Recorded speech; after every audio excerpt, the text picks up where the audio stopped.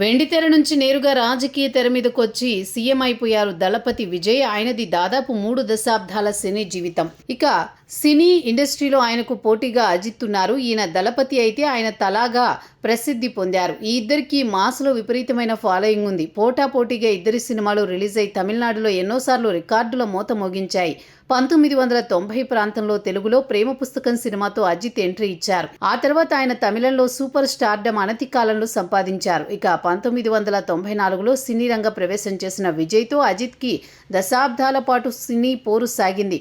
ఇద్దరి ఫ్యాన్స్ రెండుగా విడిపోయి తమ అభిమాన హీరో కోసం ఎంతదాకా అయినా వెళ్లేలా కోలీవుడ్లో సీన్ క్రియేట్ అయింది. ఇవన్నీ పక్కన పెడితే ఇప్పుడు విజయ్ రాజకీయాల్లోకి వచ్చి ఏకంగా సీఎం అయిపోయారు. మరి ఆయన సినీ ప్రత్యర్థి అజిత్ రాజకీయాల్లోకి వస్తున్నారా అంటే దీని మీదనే పెద్ద ఎత్తున చర్చ సాగుతోంది. అజిత్కి గత ఏడాది కేంద్ర ప్రభుత్వం పద్మభూషణ్ పౌర పురస్కారం ఇచ్చి గౌరవించింది. అలా ఆయనను బీజేపీ కూడా ఓ ప్రత్యేక అభిమానంతో చూస్తోంది. విజయ్కి కూడా పద్మ పురస్కారాలు రావాల్సి ఉన్నా ఆయన రాజకీయాల్లోకి వెళ్లడం, బీజేపీకి యాంటీగా వ్యవహరించడం వంటి కారణాల వల్లనే ఆయనకు పక్కన పెట్టి అజిత్ని ప్రోత్సహించారన్న చర్చ కూడా ఆనాడు నడిచింది. ఇక తమిళ ముఖ్యమంత్రి జయలలితతో అజిత్కి మంచి పరిచయాలున్నాయి. ఆమె అమ్మగా ఎంతో ఆప్యాయత కనబరిచింది. జయలలితకు వారసుడు అజిత్ అని కూడా అప్పట్లో ప్రచారం పెద్ద ఎత్తున సాగింది. ఇదంతా ఆమె జీవించి ఉన్నప్పుడే వచ్చిన ప్రచారం కావడం విశేషం. ఇక 2016లో జయలలిత మరణించిన తర్వాత అన్నాడీఎంకే పగ్గాలను భారీ సినీ ఇమేజ్ ఉన్న అజిత్కి చేపట్టాలని డిమాండ్లు వచ్చాయి. కానీ అజిత్ మాత్రం పెద్దగా స్పందించలేదు.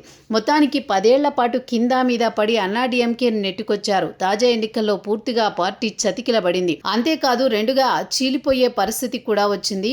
దీంతో పార్టీని కాపాడుకునే క్రమంలో అజిత్ నాయకత్వం రావాలని బలంగా కోరుకుంటున్నారంటున్నారు. ఎంజీఆర్ అన్నాడీఎంకేని స్థాపించినా కూడా 3 దశాబ్దాల పాటు ఆ పార్టీని తిరుగులేని నేతగా మారి జయలలిత కొనసాగించారు. అత్యంత బలమైన పార్టీగా నిలిపారు. కరుణానిధి వంటి రాజకీయ చాణక్యుడిని సైతం అడ్డుకుని తాను 4 పర్యాయాలు ముఖ్యమంత్రి అయ్యారు.